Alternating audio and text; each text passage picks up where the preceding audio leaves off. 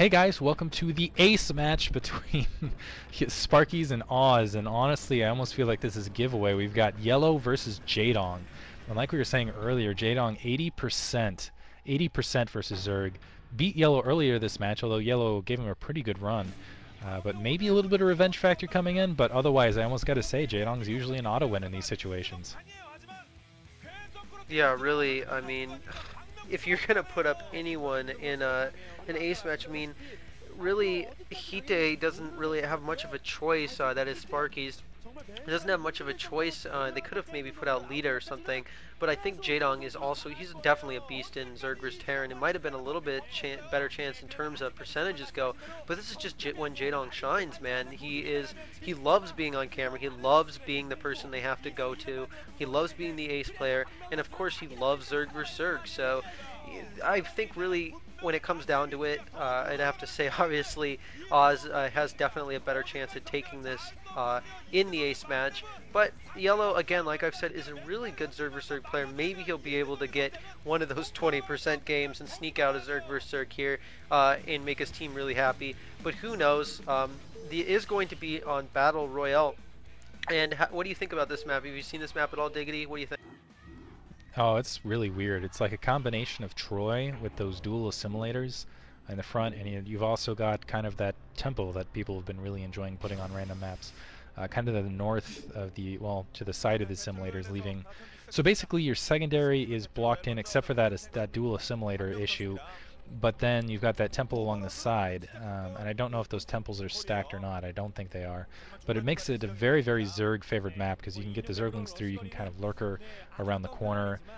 I think drops, Mulisks are very strong in this map because there's like a big, huge open area. Basically, you've got this entire like little blockade area over your secondary where it's just perfect for Mulisks. That's all they would want to do is hang out there all day. Another big, huge area over your secondary or over your main where Mulisks can just like run in and dive in and out as well as they please. It's almost like a Mutalisk Frisk land where they can just, you know, have as much fun as they want. Lurkers actually, I think, can burrow behind the secondary wall and still hit things as well. So it feels like there's a lot of things you can do as a Zerg player, so I don't think that you'd want to see anything but a ZVZ in this match.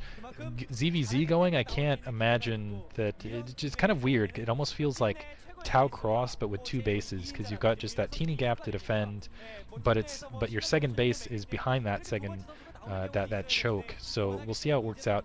I expect both players just to go straight to Mutalisks.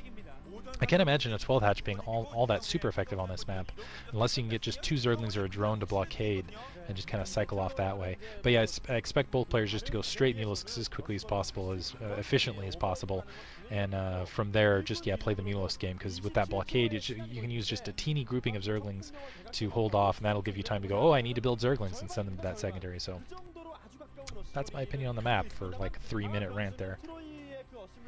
Definitely agreed. I think it's a good rant, and I think it really is exactly how this game is going to play out. As you can see, the early gas going up probably for just straight into Mutalisk. As you can see, looks like Jaedong got a little bit earlier gas, which I have to agree with, simply because the earlier gas will allow him to get a little bit earlier lair, and if he so wanted to go speed, I can't really see him going speed before lair. Maybe he will, but probably not. So my guess would be that perhaps we'll just see some really quick one-hatch Muta play here, and again, like I said in the last match, I think if it comes down to Mutalisk, it's going to always go to Jaedong, whereas, I mean, Scourge work against a lot of the pros, not as efficiently as, like, say, a level that we play at, but definitely they work out to just a degree, but Jaedong really just nullifies the whole usage of Scourge. I mean, you can't use Scourge against Jaedong. They rarely do they land. It's usually just a waste of money.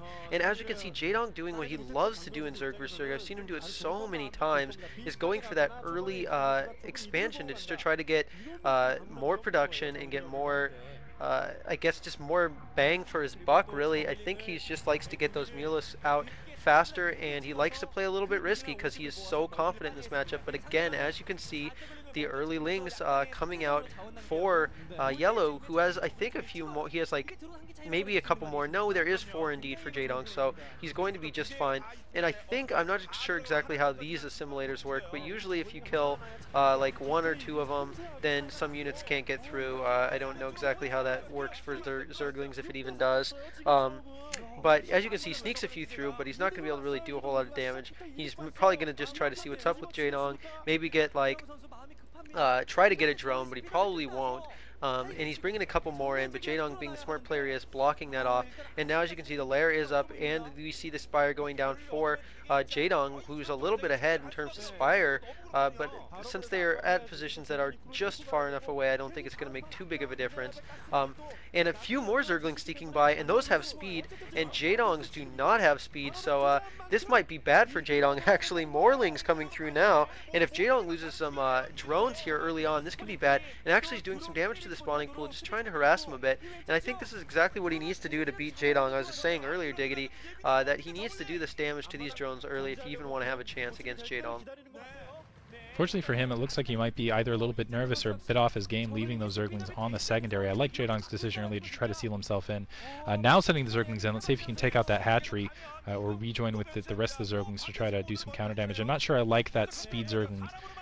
It was very risky, and it looks like it is paying off, but I just feel like if that gap gets sealed to any degree, you end up in a bad situation, so you just got to work with the Zerglings you manage to sneak through. He's trying to take that spawning pool down, and the more time that goes into this, the more that Jaedong's going to end up in a good position, because he expended, I think, a few less. Ooh, he might end up getting overwhelmed here on his base. He doesn't have a Sunken Colony. I think he might be outnumbered by lings.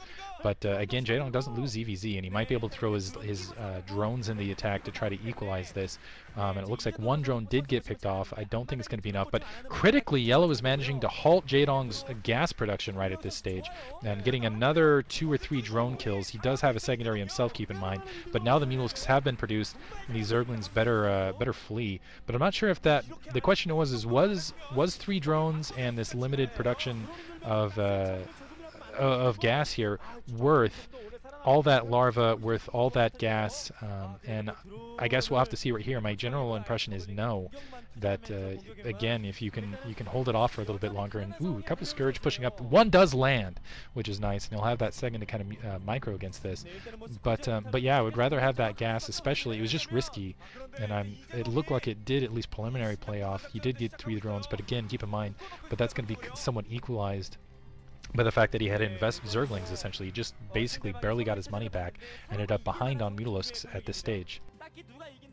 I don't know if I agree with that. I think that really you need to do some early damage to Jaedong. I think if you leave him alone, you're just going to be screwed ultimately. I think right now he's doing a great job in keeping Jaedong on his toes a little bit. And as you can see, Scourge coming in now, and some more Zerglings are coming out for Jaedong, and they're doing some damage to the mineral line of Yellow. Now, is Yellow going to be able to multitask and do both things at the same time?